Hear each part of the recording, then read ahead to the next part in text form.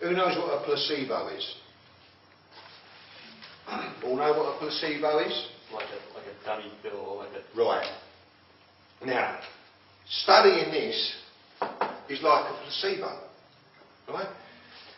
If we just read one book and you look at someone who says, I've been there, I've followed what is said in that book, and I've had great success, and I've proved that information not only here but throughout the world, would you believe that person and decide that was a good thing to follow? Right. So why do I say about a placebo? Doctor comes to you. Sorry, I forgot your name. Done. Right. Doctor comes to you and he says, this pill here is going to cure that ache in your gut. And it's going to do that because we've got this new special thing that goes like that. And it's going to make you feel better. And the doctor, you've been his patient for years and he's always done the right thing by you. And you swap this little sugar tablet down your gut and you cure yourself. Right? Now, we've got the same thing, you've got the same pain, but you've got 10 doctors. And they all come up and say, yeah, this is going to cure you that way. And this is going to cure you that way. And this is same thing, but they're all giving you different information. What chance has it got of working? None. Because you're confused, because you're trying to, well, hang on, that doctor said that, and oh, he had letters after his name, and he was black, and he was white, he was Chinese. So who do you believe? It's the same as studying this, what we're doing. All you're doing is, what Josh said, focusing. Okay? So I don't care what book you follow until you understand and you get some success. Right? Because what happens is we all got the same thing. It's human nature. The next one is going to be the one that's going to work without me doing anything. Right or wrong? Who's been there? Come on, who's been there? Who's read the book and thought, this is going to be the one that solves all the problems without doing anything? Those who put your hand up are telling the truth, the others are bloody liars. Because we've all done it. Because we're all lazy. And that's half the problem. We're all lazy. We all want something for nothing. We're not prepared to do the bits. And all of a sudden, we're working out, how does this happen? How does that happen? You don't need to know how it happens. It's like the placebo. You've got the information, you take it down there, and the old nonce does all the rest, doesn't it? Simple. So you've just got to get yourself in a position where you're relaxed and you're going to let your mind carry you forward. Right? So, without putting too much emphasis on it, what you've got to do is you've got to have a destination. Now, the trouble is that most of you choose a destination and it lands short because you don't believe it. You go, yes I do. Now, Josh, this reality that he's in now is further than the destination that he had to start with.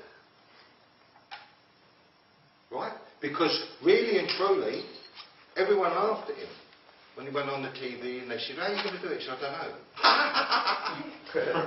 I bet they're all laughing now, aren't they? Hey? You wait till 6 months' time, they'll be laughing, won't they? Right? But you don't have to know how. You don't have to work. How does the placebo work? Who gives a stuff if your stomach ache goes? It don't matter. So once you let your mind relax, it works for you. Okay? Guy coming here today, someone that we've been interviewing, and he's a South African guy, and he's very experienced and in a position that we need to fill at the time now, and he's like, oh God, you're sweating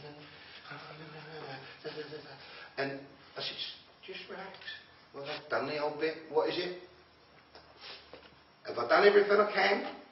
Is there any more I can do? Forget it. Relax. So, done that little spin on him. And he just relaxed. He rang me this afternoon. What did he say? You're a very wise man. He started off, you're a very wise man. I well, that's it. The thing was, he took on board what I said. And he had immediate results. I said, look, if you do it, just relax and things will happen. And he's trying to get an immigration thing sorted out. So he's relaxed.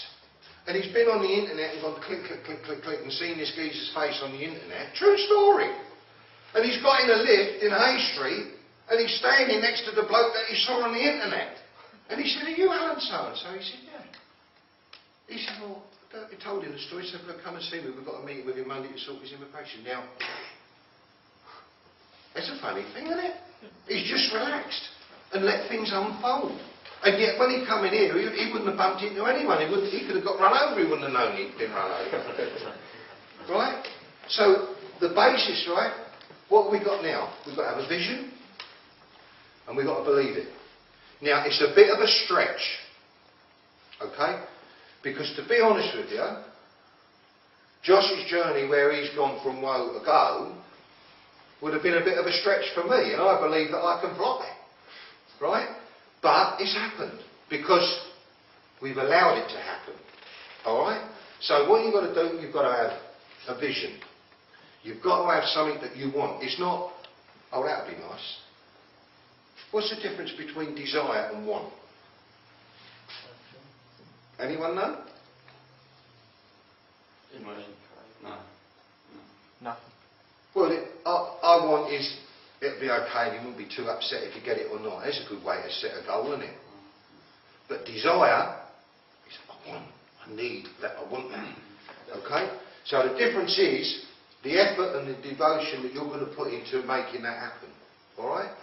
So, you've got to have a vision. If it's too hard to think of something outrageous, because trust me, every single person in this room can have the most outrageous vision, and if they truly, truly, truly believe they can have it, guess what? Guess what? They'll get it. They will get it. Not maybe, not if, not is how does it work, not is what's happening in the world. 100%, if you want it, you'll get it. And that's the only criteria you've got to have. That's desire.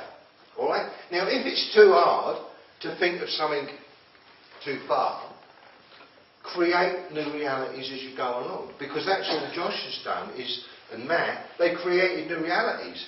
Matt couldn't think back 6 months to where he is now. He's actually given the choice of saying you can be there or attempt to fly to the moon, I made it. He'd have chose flying to the bloody moon. Because he'd have thought he'd have more chance of doing it. And now he's in a new reality. Right? And the people round him aren't in that reality. Because they've still got what? The information that's got them to where they are. But they're trying to advise him. And he's in a new reality. Do you understand where it's all out of kilter? Because once again, the people that ain't got a clue what's going on are trying to advise you. And totally, don't get me wrong, they ain't doing it to try and hurt you. They're doing it because they think it's right. Because they've been programmed. Oh, you better not do that, because this might happen and that might happen. Yeah. And we might all sprout wings and become angels. It don't matter, does it? Deal with it. Oh, they're nice wings. I wish I had gold ones. Deal with it. Nothing's a problem. What do you get? Situations that require solutions. Right? And when they present, you can deal with them. Right? Because you've got all the equipment to deal with them. Because you're actually now freeing up your thinking. Does that make sense? Right? So, at least you're going to give yourself that problem. Because what most people do, and this is the clever thing, most people